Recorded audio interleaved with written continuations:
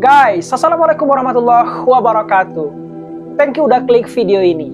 Guys, channel ini adalah channel yang membahas tentang berbagai peristiwa sejarah dan tragedi-tragedi yang pernah terjadi di Indonesia maupun di luar negeri.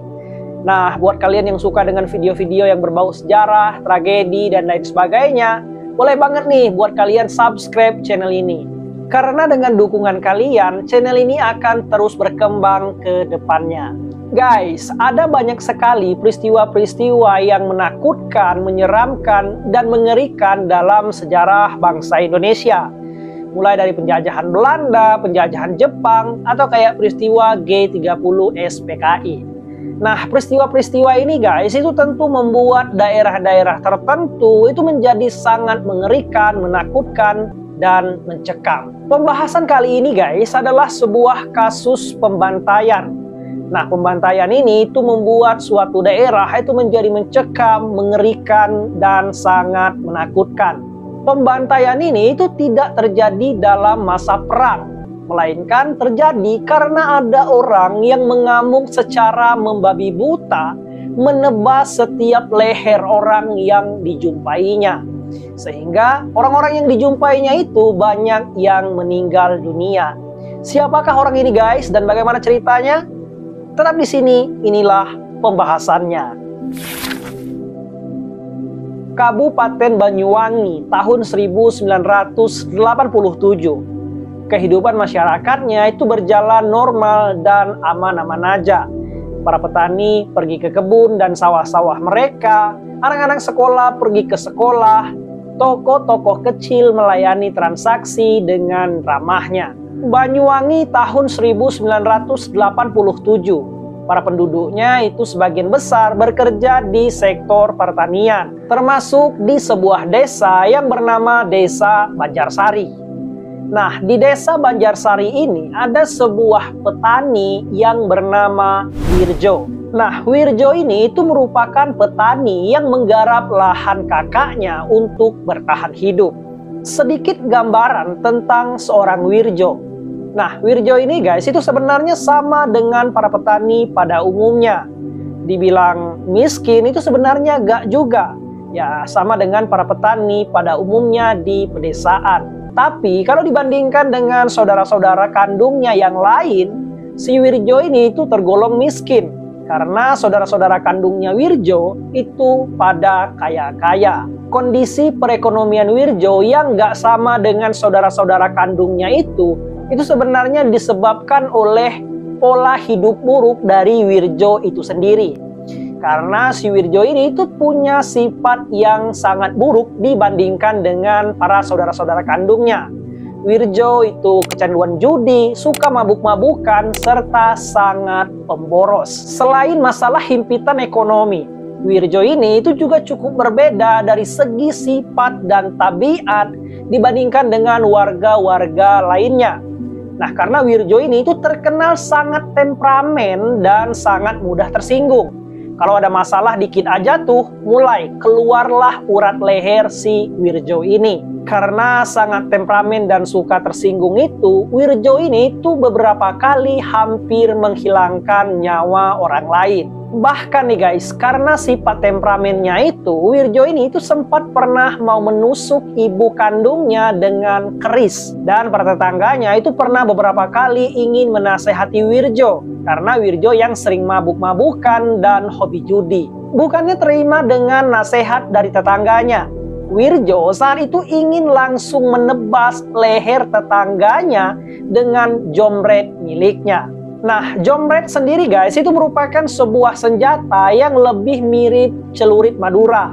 Nah, orang-orang Madura waktu itu biasanya menggunakan jomret untuk memotong rumput. Selain masyarakat sekitar guys, tentu istrinya sendiri itu sering menjadi sasaran dan amukan Wirjo. Wirjo ini itu sering sekali marah kepada istrinya kalau ada masalah atau hal-hal yang gak dia sukai.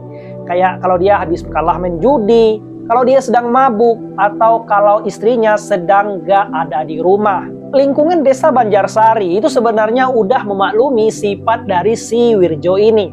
Mereka sebisa mungkin untuk gak buat masalah atau ikut campur terhadap kondisi hidupnya si Wirjo. Toleransi warga ini itu sebenarnya menjadi sebuah solusi yang baik antara Wirjo dengan warga sekitar. Nah, karena waktu itu harapan masyarakat ya kalau mereka gak ganggu Wirjo, Wirjo pun gak ganggu mereka. Namun guys, harapan itu sirna ketika memasuki tanggal 15 April tahun 1987.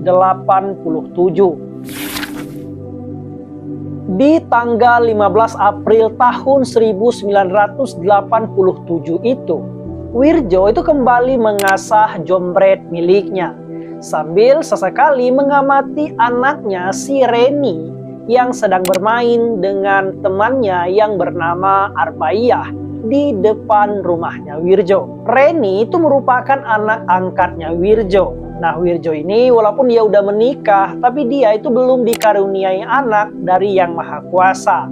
Oleh karena itu guys, dia ini mengangkat si Reni menjadi anak angkatnya dan tinggal bersama Wirjo. Reni saat itu berusia sekitar 4 tahun. Begitu juga dengan teman anaknya yang bernama Arbaiyah tadi. Wirjo itu terus-menerus mengasah jomret miliknya sampai setajam mungkin. Sebenarnya waktu itu sempat ada beberapa orang yang melihat Wirjo sedang mengasah jomretnya. Ya, tapi karena si Wirjo ini udah sering bawa jomret kemana-mana, ya jadi mereka gak curiga atau gak memikirkan yang aneh-aneh tentang si Wirjo. Setelah selesai mengasah jomretnya setajam mungkin, Wirjo itu langsung menghampiri anaknya si Reni dan temannya Arbaiyah yang sedang bermain di depan rumahnya sambil menenteng jomret yang udah dia asah tadi. Dan tanpa rasa kasihan, Wirjo itu langsung mengayunkan jomret miliknya ke leher anak angkatnya itu. Tapi untungnya guys, anak angkatnya si Reni itu berhasil mengelak sehingga leher anak angkatnya itu selamat. Reni pun itu kaget setengah mati terhadap apa yang dilakukan oleh ayah angkatnya itu. Sambil menangis histeris, ia kemudian meninggalkan ayah angkatnya itu dengan lari terbirit-birit menyelamatkan diri. Reni itu langsung melarikan diri ke sawah mencari ibu kandungnya. Jadi guys, si Reni ini walaupun udah diangkat sebagai anak oleh Wirjo, dia itu tetap tahu dan akrab dengan ibu kandungnya. Setelah jomretnya gagal menyasar leher Reni, Wirjo kini kembali mengalihkan perhatiannya kepada teman anaknya yang bernama Arbaiyah yang sedang bermain tadi. Ia langsung mengayunkan jomret miliknya ke leher anak malang tersebut. Arbaiyah itu gak sempat mengelak. Tebasan Wirjo itu tepat mengenai lehernya hingga nyaris putus. Arbaiyah yang malang itu akhirnya harus tewas di tempat. Setelah selesai mengeksekusi Arbaiyah, tanpa rasa kasihan sedikit pun, Wirjo itu meninggalkan jenazah gadis kecil itu begitu saja. Kini, Wirjo melanjutkan langkah kakinya menuju ke rumah tetangganya, sambil terus menenteng jomret yang sudah berlumuran darah itu. Wirjo itu masuk melalui pintu belakang rumah tetangganya itu. Tetangganya itu bernama Maskur.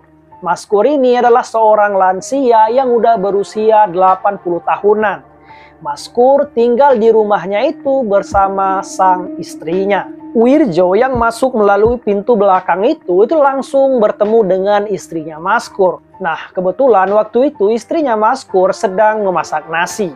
Tanpa basa-basi, Wirjo itu langsung mengayunkan jomret miliknya ke leher istrinya Maskur. Wanita tua itu langsung tersungkur dengan luka yang mengerikan di bagian lehernya. Nah, Maskur yang melihat kejadian itu, dia langsung menolong istrinya dan berusaha memberikan perlawanan kepada Wirjo.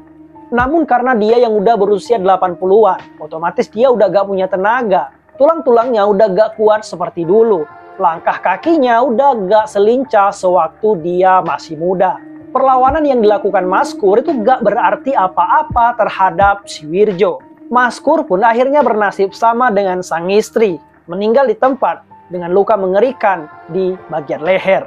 Setelah selesai membantai Maskur dengan istrinya, Wirjo kini melanjutkan aksinya menuju ke areal persawahan. Kepergiannya bukan untuk melarikan diri atau takut dengan orang-orang, melainkan si Wirjo ini ingin terus mencari mangsa selanjutnya. Dengan masih tetap menenteng jombret miliknya, Wirjo kini menebas setiap siapa saja yang ia temui. Sembari menuju areal persawahan, sambil juga berlari, Wirjo itu berteriak kegirangan. Seakan-akan dia sangat puas sudah membantai orang-orang yang udah dia bantai tadi. Nah, orang-orang yang Wirjo temui di sawah itu gak melarikan diri. Mereka waktu itu belum tahu apa yang ingin Wirjo lakukan terhadap mereka. Dan mereka juga gak tahu kalau Wirjo ini habis menghilangkan nyawa orang-orang. Orang-orang yang malang itu gak tahu kalau iblis pencabut nyawa sedang mendekati mereka, siap mengirimkan mereka ke alam selanjutnya, atau setidaknya mengirimkan mereka ke rumah sakit daerah terdekat. Gak butuh waktu yang lama guys, Wirjo itu langsung berhasil mendapatkan korban selanjutnya. Beberapa orang kemudian ditemukan terbujur kaku di areal persawahan dengan luka yang sangat mengerikan, menganga di bagian leher mereka. Namun guys, untungnya gak semua orang yang menjadi korban Wirjo ini itu meninggal dunia. Nah, mereka inilah yang kemudian berlari mencari bantuan dan mengabarkan kejadian itu kepada warga desa Banjarsari dan sekitarnya. Dalam sekejap guys, desa Banjarsari itu benar-benar menjadi desa yang menakutkan dan mengerikan. Para anak muda itu berusaha untuk menjemput orang tua mereka, kerabat-kerabat atau saudara-saudara mereka yang ada di sawah atau kebun untuk pulang ke desa. Pintu rumah itu udah mulai ditutup rapat-rapat. Para pemuda kini udah bersiaga dan berjaga-jaga dengan kedatangan Wirjo, sembari menyiapkan persenjataan yang mereka miliki. Perjalanan Wirjo itu belum juga terhenti. Seakan-akan jombret miliknya itu terus-menerus meminta tambuh darah manusia. Hingga akhirnya Wirjo kemudian bertemu dengan seorang anggota Kamra atau anggota keamanan rakyat.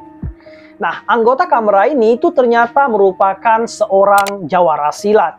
Dia langsung memasang kewaspadaannya terhadap Wirjo yang waktu itu udah bergelagat aneh. Anggota Kamra ini sendiri waktu itu belum tahu tuh kalau Wirjo udah habis ngelakuin pembantaian terhadap orang-orang yang ia temui. Namun, ia udah memasang jarak dengan Wirjo. Karena waktu itu ia udah merasa ada yang aneh dengan Wirjo yang berjalan dengan darah yang berlumuran di tangan dan jombretnya. Nah, selanjutnya guys, belum sempat ia bertanya kepada Wirjo. Belum sempat juga rasa penasarannya terobati. Wirjo itu langsung mengayunkan jombret miliknya ke arah leher anggota Kamra itu. Namun karena dia udah waspada dan menjaga jarak dari tadi, anggota Kamra ini itu berhasil menepis jombret milik Wirjo. Sehingga lehernya selamat dari hausnya jombret Wirjo. Akibat menangkis jombret Wirjo tadi, jari-jari anggota Kamra itu terputus dua bagian. Nah, oleh karena jarinya yang udah terputus, mustahil untuk dia melakukan perlawanan. Ia kemudian gak mau mengambil risiko yang lebih besar lagi. Ia kemudian langsung meninggalkan Wirjo dengan berlari menuju perkampungan. Di desa Banjarsari dan sekitarnya, polisi dibantu warga setempat itu berusaha untuk melakukan pencarian guna melakukan penangkapan terhadap Wirjo. Mereka itu mencoba menelusuri jejak perjalanan Wirjo. Tapi bukan Wirjo yang mereka temui, melainkan puluhan jenazah yang mudah terbujur kaku di areal persawahan dengan luka yang sangat-sangat mengerikan. Setelah dihitung-hitung guys, waktu itu korban jombretnya Wirjo itu mencapai 32 orang. 20 orang meninggal di tempat, 2 orang meninggal di rumah sakit, serta lainnya itu merupakan korban luka-luka berat. Hari itu guys, desa Banjarsari dan desa-desa sekitarnya itu sama dengan sebuah desa mati. Gak ada lagi aktivitas ibu-ibu pergi ke sawah. Ya gak ada lagi toko-toko yang buka. Serta rumah-rumah itu udah mulai tertutup rapat. Hingga malam harinya guys, Wirjo itu belum juga bisa ditemukan dan ditangkap. Malam itu, desa Banjarsari dan sekitarnya, para warganya itu gak bisa tidur nyenyak. Mereka yang laki-laki itu harus berjaga saling gantian untuk menjaga keluarga mereka. Karena yang mereka takutkan, ketika mereka sedang terlelap tidur, Wirjo datang membantai keluarga mereka. Setelah 1 hari 1 malam menebar teror, pada keesokan paginya, Wirjo itu berhasil ditemukan. Waktu itu guys, polisi dan warga itu berhasil menemukan Wirjo. Namun bukan berhasil ditangkap, tapi Wirjo udah ditemukan dalam keadaan yang udah gantung diri. Wirjo ini guys itu ditemukan tergantung pada dahan sebuah pohon di pinggiran kali. Wirjo nampaknya gak mau dihukum, apalagi dihajar massa. Ia kemudian memilih untuk gantung diri akibat udah melakukan aksi sadisnya itu. Setelah Wirjo udah ditemukan tewas, kini warga desa Banjarsari dan sekitarnya itu udah bisa tidur nyenyak. Ya, walaupun mereka tetap aja merasakan ketakutan dan trauma yang cukup mendalam kalau mereka mengingat sosok seorang Wirjo. Setelah tewas, Wirjo itu meninggalkan beberapa tanda tanya besar di kalangan warga. Kenapa sih Wirjo begitu teganya melakukan pembantaian terhadap 32 orang korbannya? Setelah polisi melakukan penyelidikan, dan warga juga udah mulai mencari tahu, ada beberapa hal yang ditemui atas kejadian yang dilakukan Wirjo ini. Yang pertama guys, Wirjo itu ditemukan dalam keadaan yang udah meninggal itu, tapi di darahnya itu ada kayak bekas darah yang udah mulai mengering. Waktu itu guys, pihak kepolisian dan warga setempat itu meyakini kalau Wirjo ini selain ngebantai para korbannya, dia juga meminum para darah korban-korbannya tersebut. Tapi ya guys, para warga dan pihak kepolisian gak tahu tuh apakah Wirjo melakukan hal itu merupakan bentuk dari ritual atau merupakan bagian dari tingkahnya yang udah kesetanan itu. Yang kedua guys, Wirjo ini belakangan diketahui dari pengakuan tetangga dan saudara-saudara dekatnya kalau si Wirjo ini semasa hidupnya itu deket banget dengan yang namanya ilmu hitam. Nah, menurut mereka Wirjo ini tuh menuntut ilmu hitam semasa hidupnya. Nah, menurut mereka guys, Wirjo ngelakuin itu karena adanya himpitan ekonomi yang menghantam dirinya.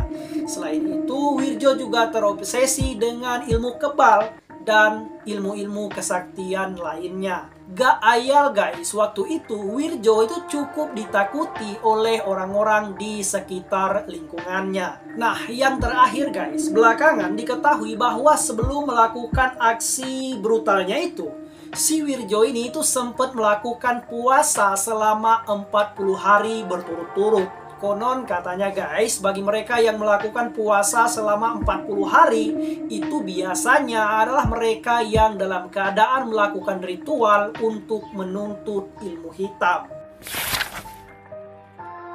Nah, itulah guys dari kisah seorang Wirjo, sang pembantai di desa Banjarsari dan sekitarnya. Korban Wirjo itu mencapai 32 orang yang membuat desa Banjarsari dan sekitarnya itu seperti menjadi desa mati. Tentu guys, ada banyak sekali pelajaran yang bisa kita petik dari perjalanan hidup seorang Wirjo, sang pembantai ini. Semoga kisahnya Wirjo itu bisa memberikan pelajaran kepada kita semua, dan semoga kita semua itu selalu dalam lindungan Tuhan yang Maha Kuasa. Amin ya robbal alamin. Mungkin demikian dulu guys pembahasan kita kali ini. Terima kasih buat kalian yang udah nonton. Jangan lupa like, komen, dan subscribe channel ini. Terima kasih. Mohon maaf apabila ada kesalahan. Assalamualaikum warahmatullahi wabarakatuh.